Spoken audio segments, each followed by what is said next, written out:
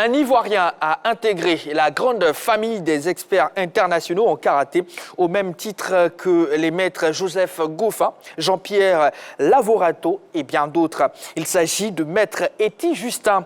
Ce diplômé en finance et comptabilité a obtenu son 6e dan le 7 juillet dernier à Paris devant un jury de la Commission française des grades. Il quitte donc la ceinture noire pour la ceinture rouge et blanc, celle de Renshi en japonais qui signifie celui qui a été forgé et a acquis l'expertise et la maîtrise de son style. C'est un karatéka avec un long CV que nous recevons sur notre plateau pour démarrer la semaine. Maître Eti Justin, justement. Bonsoir maître.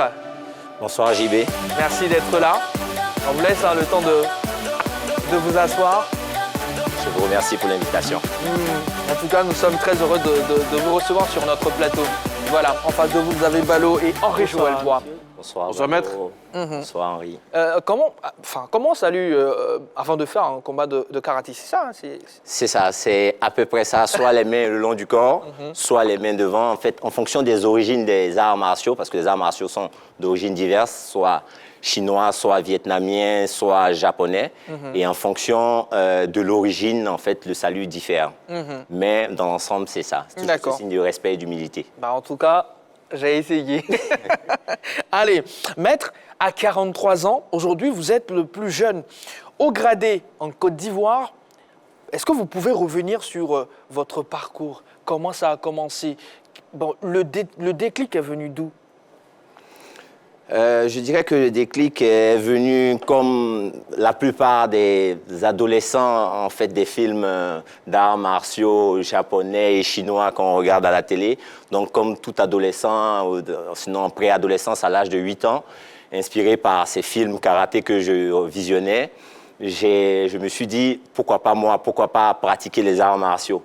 C'est comme ça que j'ai un peu été initié par mon grand frère, Philippe, que je salue d'ailleurs, qui a bien voulu me former sur la terrasse de mon père, de mes parents, dans la cour familiale à Marcory. Et c'est comme ça que j'ai commencé à l'âge de 8 ans. Quel acteur en particulier vous a inspiré? Toujours les mêmes, j'ai envie de dire Jean-Claude Van Damme, Jackie Chan, Bruce Lee, c'est les mêmes légendes en fait. Oui, mais maître, très souvent ceux qui pratiquent les arts martiaux disent que c'est pour le self-défense. Ils ont été victimes d'agressions. Est-ce que vous, c'est votre cas? Vous avez été victime peut-être d'agressions physiques, raison pour laquelle vous avez voulu pratiquer les arts martiaux? Non, non, pas à l'origine pour moi, mais c'est vrai que deux fois, ça peut être le déclic pour certaines personnes. Pour moi, personnellement, voilà, comme je le disais, c'est plutôt la passion des films d'arts martiaux qui m'ont emmené vers ça. Maintenant, c'est vrai que les arts martiaux en général et le karaté en particulier a une vocation de self-défense. Et donc, justement, ce sont les techniques de self-défense qui sont appliquées. C'est un art de défense et non un art d'attaque. Et ça, c'est vraiment ce qu'il faut intégrer. D'accord. Maître, pour le citoyen lambda, est-ce que vous pouvez décrire cette ceinture rouge et blanc qui fait de vous aujourd'hui un expert international? Là, on a la chance d'avoir deux ceintures. Voilà, expliquez-nous. C'est ça. J'ai pris le soin de venir avec ces deux ceintures. Je ne sais pas si j'ai suffisamment de temps pour faire un peu l'historique et le parcours, le cheminement. On va faire un résumé. De façon synthétique, oui. Voilà, d'accord. Donc, la ceinture blanc-rouge, le karatéka a le droit de l'attacher lorsqu'il est 6e ou 7e dan. Donc, c'est à partir de la 6e dan qu'on a le droit d'attacher cette ceinture, sachant que... Vous pouvez déballer, allez-y. Il y a un parcours qui a été fait pour amener à ce cheminement. Il faut au minimum 30 années de pratique d'arts martiaux pour atteindre ce niveau. Tout karatéka qui commence par ce qu'on appelle des ceintures de couleur, qui sont la ceinture blanche. La ceinture blanche, le blanc symbolise un peu la neutralité, ce côté, cette terre vierge où l'individu vient et il vient apprendre quelque chose. Quand il va progresser vers la ceinture jaune, le jaune, c'est un peu le symbole du soleil. Il va découvrir, il va rentrer sous un autre ciel, il va apprendre un art. Ensuite, il va évoluer vers la ceinture orange, ce côté mûr du fruit. Donc, il va perfectionner sa technique, ensuite aller vers la ceinture verte. Cette ceinture verte qui est le fleurissement, donc la richesse de la technique, il va développer, enrichir sa technique. Ensuite, pour évoluer vers la ceinture bleue, c'est un peu comme le ciel, c'est les horizons multiples qui s'ouvrent à lui. Au-delà de la technique, il va découvrir ce côté mental des arts martiaux. Ensuite, après la ceinture bleue, il va aller vers la ceinture marron. La ceinture marron, on a visité les cieux, on a visité les airs, les fleurs. Maintenant, on revient à la terre. La terre, en fait, d'où on provient, on va s'ancrer dans le sol pour développer un peu notre technique, pour approfondir. Et ensuite, on va vers la ceinture noire, qui est la synthèse de toutes ces connaissances qu'on a acquises. Dans la ceinture noire, on a les dan. Donc, bien sûr, on va évoluer dans les premiers dan, deuxième dan, on va développer ce côté mental. Au-delà du corps, de la technique, il y a un côté mental qu'il faut forger. Et les arts martiaux nous aident à forger ce côté mental-là. Et donc, on aura la première, la deuxième, la troisième, jusqu'à la cinquième dan. La cinquième dan signifie qu'on a maîtrisé l'ensemble. On est censé avoir maîtrisé l'ensemble des techniques. On a développé ce travail sur notre corps. On arrive à dominer notre corps. Maintenant, on approfondit ce travail sur l'esprit, sur ce côté mental-là. Parce que dans la tradition japonaise, comme dans nos traditions africaines, on est à conscience qu'on a cette réalité physique et mentale. Spirituel. Il y a certains qui diront oui, spirituel. On s'éloigne totalement du champ religieux. On est dans le spirituel parce qu'on a conscience d'une réalité au-delà de notre côté physique, mais on n'est pas dans une pratique religieuse. On est vraiment dans la pratique, dans le développement, dans le travail sur soi, le développement de notre propre dualité, apprendre à se connaître soi-même pour devenir un homme meilleur, pour se perfectionner. D'accord. Et là, juste après cette ceinture, il y a d'autres ceintures encore qui arrivent? C'est ça. Donc, à l'intérieur de la ceinture noire, comme on dit, parce que à partir du moment où on est première dan, on a le droit d'attacher la ceinture noire jusqu'à la fin de nos jours. Et après la première dan, donc après la sixième et la septième dan, où on attache la rouge et la blanc, on va attacher la ceinture rouge à la huitième dan et à la neuvième dan. Et la dernière ceinture, c'est la 10e dan. On revient à la ceinture blanche avec des bords larges. C'est-à-dire, c'est le cercle qui se referme. On a commencé à la ceinture blanche, on finit à la ceinture blanche. Signe d'humilité, on apprend, on est toujours un éternel apprenant. D'accord. Alors, pendant ce passage de grade, il y avait plusieurs maîtres, dont maître Francis Didier, qui est d'ailleurs le président de la Fédération française de judo, c'est bien ça? De karaté. De karaté, pardon, autant pour moi. Qu'est-ce qu'on se dit à ce moment précis? Est-ce qu'on n'est pas loin de l'accomplissement? Qu'est-ce qu'on se dit personnellement, oui, maître? C'est ça. C'est tout un symbole. Francis Didier est président de la Fédération française de karaté. Il est aussi vice-président de la Fédération mondiale de karaté. Donc, c'est une véritable caution morale et une vraie reconnaissance du travail accompli. C'est déjà le fruit d'un long travail. Donc déjà, même avant d'arriver à cet accomplissement, c'est une longue préparation qui mène là. Donc moi, j'ai préparé pendant 2 ans cette ceinture avec de nombreux experts. En Nouvelle-Calédonie, Maître Joseph Goffin, que je remercie et que je salue à l'occasion. J'ai eu Patrick Katia en France et avec des partenaires à l'île de la Réunion. Donc j'ai voyagé un peu à travers le monde. Maître Sonny Pili en Afrique du Sud. J'ai travaillé avec de nombreux experts pour préparer cette ceinture. Donc, ce grade, c'est un peu l'accomplissement. D'accord. D'accord, mais je veux savoir, au niveau du karaté, est-ce qu'il y a un mécanisme qui permet de retirer une ceinture en cas de mauvais comportement? Au cas où le karatéka, le pratiquant de karaté ne respecte pas certaines règles, est-ce qu'on peut lui retirer sa ceinture? C'est possible? Tout à fait. Tout à fait. Et là, on rentre dans la réglementation et dans la gestion des arts martiaux, et qui est le rôle, bien sûr, de la fédération. Tout à fait. Les règles de karaté imposent au karatéka une bonne conduite, un bon comportement dans la vie de tous les jours. Au-delà du moment où il porte le kimono, dans la vie de tous les jours, il doit avoir un comportement responsable. Et ce comportement, lorsqu'il est irresponsable d'une quelconque façon et qu'il est dit comme tel par les pairs, donc les pairs pratiquants, la fédération peut prendre des décisions pour retirer un grade, pour dégrader, comme on dit, un pratiquant. Alors, vous avez parlé de préparation et surtout de voyage. Sur quoi est axée, je dirais, cette préparation pour pouvoir participer à ces compétitions, si je peux les appeler comme ça, pour avoir ces différentes ceintures?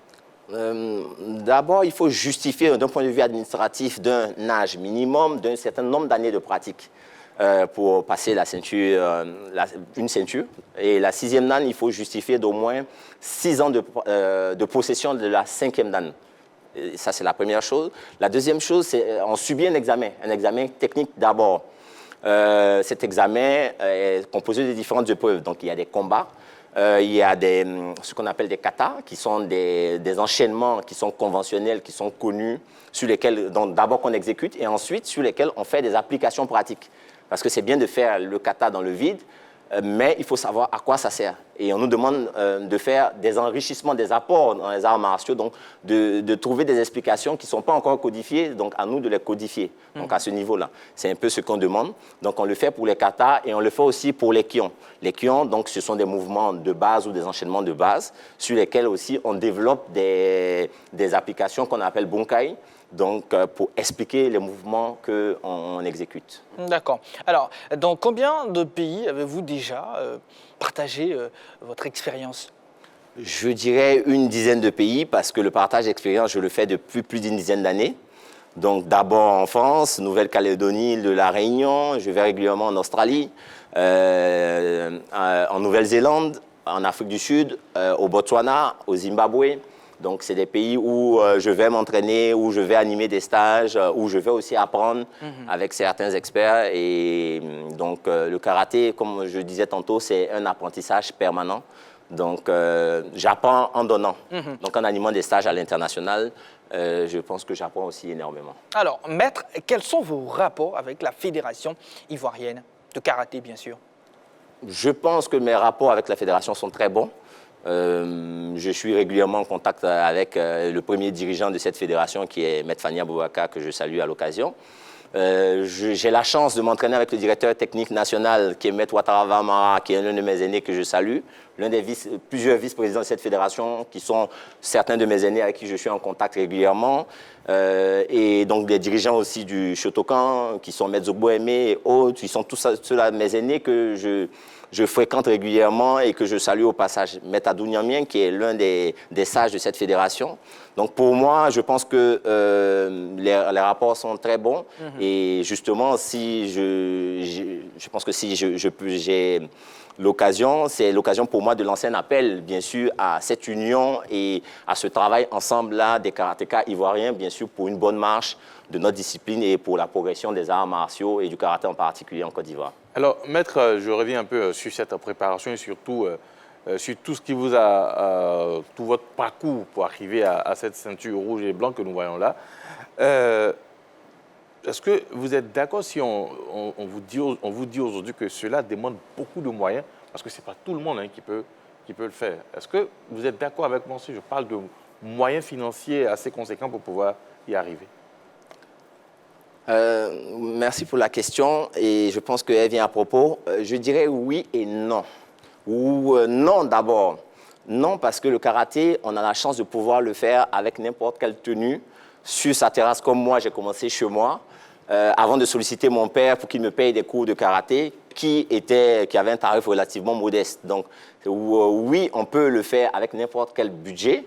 Lorsque on peut le faire avec 0 francs, c'est sûr que lorsqu'on monte à un certain niveau, ça demande quand même de s'équiper. Donc je parle des compétiteurs, je parle de ceux qui font de la compétition à l'international, ça demande de financer des voyages, ça demande de financer des équipements, ça demande de financer des déplacements même au niveau local. Donc ça demande un certain nombre de moyens. Oui, donc à un certain niveau quand même, c'est nécessaire.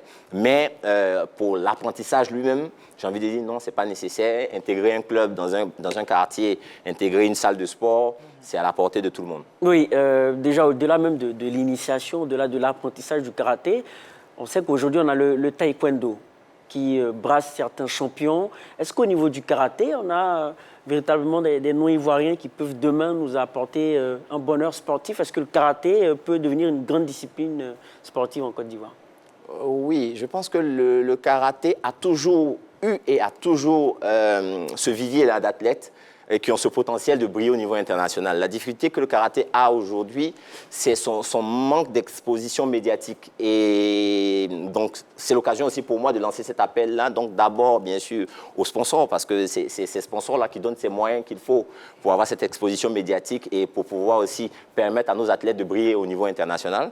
Donc, ce karaté-là, oui, à ce vivier-là, on a les hommes, On a les techniciens, les encadrants. Maintenant, il nous faut bien sûr l'appui du ministère des Sports.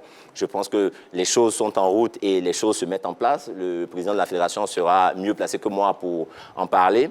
Mais déjà, on voit que nos athlètes commencent à sortir pour participer à des championnats régionaux. Mais je pense qu'il faut faire plus. Il faut aller au championnat d'Afrique. En décembre, il y a le championnat d'Afrique qui aura lieu. Il faut que nos athlètes y participent. On a des championnats du monde aujourd'hui. Donc, tout comme le taekwondo, le karaté a de nombreux tournois internationaux. La difficulté qu'on a, c'est que nos athlètes ne participent pas suffisamment à ces tournois-là. Donc, ils ne sont pas assez visibles, ils n'ont pas le temps de se frotter à la fine fleur internationale, justement, pour pouvoir faire déjà leurs armes et pouvoir briller comme nos athlètes du taekwondo, Cissé, Babli et autres. On a ce potentiel au karaté. Il faut juste qu'on nous donne les moyens et le potentiel de le faire. Mais au niveau régional déjà, quels sont les acquis? Vous avez dit que déjà on a des athlètes qui arrivent à participer aux compétitions au plan régional. Quels sont les acquis qu'on a pu obtenir déjà? Au niveau déjà ouest-africain, je pense que récemment le karaté était présent au championnat d'Afrique de zone. On a eu plus d'une trentaine de médailles. On a été deuxième nation derrière le Burkina. C'est très brillant. Maintenant, on peut faire mieux, on doit faire mieux. Et pour ça, il faut être présent sur des plateaux internationaux. Donc, je parlais tout à l'heure du championnat d'Afrique. Il y a des championnats, il y a l'Open de Paris, qui sont des compétitions très cotées qui a lieu généralement en janvier.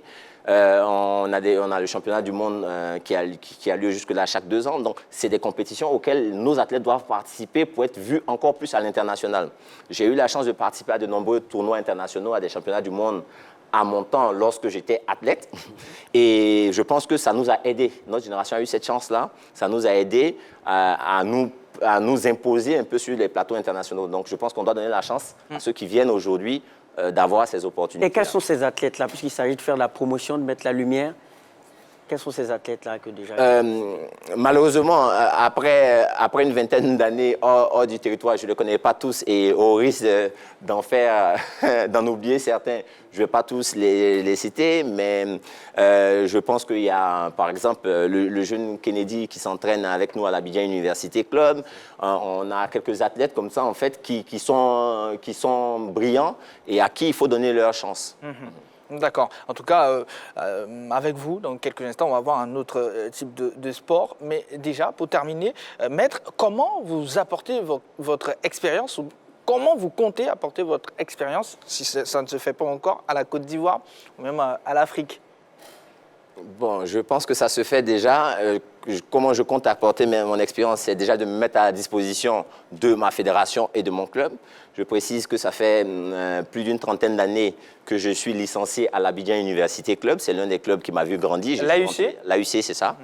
J'ai été licencié là-bas depuis l'âge de 12 ou 13 ans. Et aujourd'hui, je reviens d'Europe et je reprends une licence à l'Abidjan Université Club. Et je continue de m'entraîner là-bas. Je dispense des cours là-bas aux côtés de Maître Vamara et de Maître Évariste. Donc voilà, c'est déjà la première chose dans l'instruction, dans l'enseignement. Et comme je disais aussi, je suis à la disposition de ma fédération. Donc, dès qu'elle me sollicite, je suis toujours corvéable, comme on dit, à merci pour le karaté ivoirien. Allez, merci beaucoup, Maître. Notre question LGT de ce soir. Victorieux en amical contre le Togo, les éléphants peuvent-ils relever le défi face à la Guinée? C'est notre question LGT. La page Facebook de la 3 est toujours disponible pour recevoir vos messages. Le numéro de téléphone, plus 225 27 21 59 93 99. Eh bien, il faut savoir que Jean-Philippe Auria et Martial Gourou vont nous rejoindre après la pub. Pour l'instant, avant de vous dire au revoir, on va suivre une vidéo. C'est un autre type de sport qui tient en haleine la jeunesse, c'est le maracana. On revient tout de suite. Les dernières activités de masse de ces vacances ont pris fin le week-end dernier. Avec l'apothéose du spectaculaire tournoi dénommé Tchan-Tchan, les mordus de cette discipline de football n'ont pas boudé leur plaisir pour aller participer à la fête au Palais des Sports de Trècheville, malgré le prix exorbitant des tickets. C'était sans compter avec les inconditionnels qui ont pris d'assaut les gradins du palais. Dans une ambiance surchauffée, avec la présence de la légende du football ivoirien Didier Drogba, les 2 équipes finalistes, à savoir Adjamé et Grand Bassam, ont gratifié le public d'un beau spectacle. Mais au finish, la formation d'Adjamé Adjamé est venu à bout de celle de la ville balnéaire sur le score de 1-0. Il n'y avait pas que le tchan-tchan ce week-end. La finale de la deuxième édition du tournoi Judy à Port-Boué 2, dirigée par son dynamique président Ibrahim Diallo, battait son plein. Les acteurs n'ont ménagé aucun effort pour offrir un beau spectacle. Le but inscrit du FC Bonanno depuis la 3e minute face au FC Techno n'a aucunement changé au terme de la rencontre.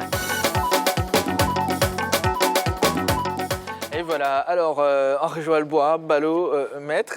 Déjà, Henri-Jo, le tchan-tchan, c'est terminé. C'était ce week-end avec une belle victoire d'Adjamé. Un Salif déchargé, vraiment en feu.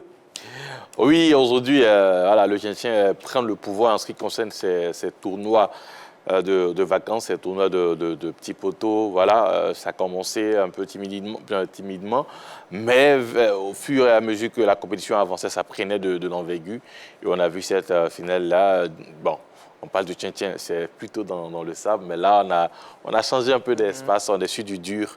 Et ça a été quand même une très belle fête et surtout, voilà, l'arrivée de Didier Drogba quand même a donné aussi un cachet spécial à cette finale. Et bien voilà, ça a été lancé, ça s'est réussi. On attend peut-être la deuxième édition, hein, peut-être l'année prochaine pour voir ce que ça va donner. Ballot.